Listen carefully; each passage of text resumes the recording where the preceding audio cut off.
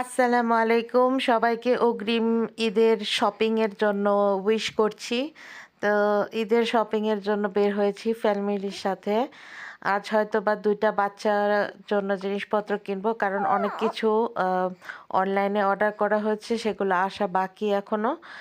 তো জিনিসপত্র কিনতে আপনাদের সাথে ছোট্ট এই কিছু হালাল, এখানে কিন্তু হালাল সবগুলো না। কিছু হালাল গামিস আছে এবং কিছু নন হালালস গামিও আছে। এগুলা সাইন করা থাকে। এই যে যেমন একটা গ্রিন সাইন দেখছেন, এগুলা হালাল। তো এই হালাল জিনিসগুলা আসলে বলে হালাল, জানি না। এগুলা তো মোটেও ভালো না। তারপর বাচ্চারা খুবই পছন্দ করে গামিস পেয়াগুলা। আপনি এখানে চুজ করে নিতে পারবেন যা আপনার পছন্দ।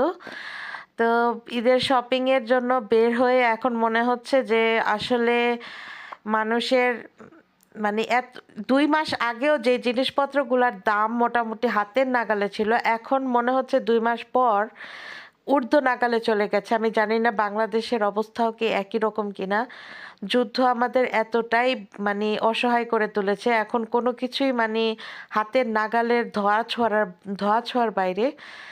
মাত্র কয়েকটা জিনিস কিনলেই এখন দেখা যায় আমাদের এখানকার 100 ইউরোতেও তেমন ভালো কিছু নজরে আসে না, ২-৪টা জিনিস ছাড়া।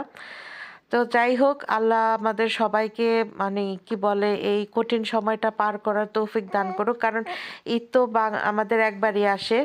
ঈদের মধ্যে আসলে মানে একটু যদি শপিং বাচ্চাদের জন্য না করতে পারি তাহলে সবার খারাপ লাগে, শুধু আমার না, আমাদের সবারই খারাপ লাগে মন মতো পছন্দ মতো জিনিস না কিনতে পারলে। তো যাই হোক, এখন ঈদের শপিং করছি। আর কিছু অনলাইনের যে জিনিসগুলো আছে এগুলো আসা বাকি, ওগুলাও শেয়ার করব ইনশাল্লাহ যদি আসার পর। তো যাই হোক, এখন মানে কি বলে, আমি খুবই অনিয়মিত ভিডিও আপলোড করি। আসলে কিছু মনে করবেন না, কারণ পরিস্থিতি এরকম হয় যে প্রত্যেকদিন ভিডিও আপলোড করাটা আমার কাছে আসলেই কষ্টসাধ্য।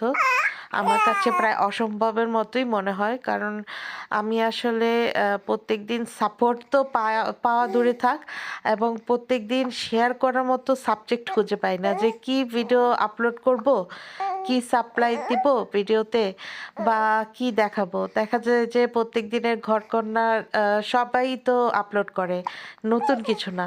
তো এই জিনিসগুলো আসলে ভেবেই ক্রিয়েট করতে কন্টেন্ট ক্রিয়েট করতে মনে হয় যে আসলে এই জিনিসটা কি এখন দিলে ভালো হবে না ভালো হবে না।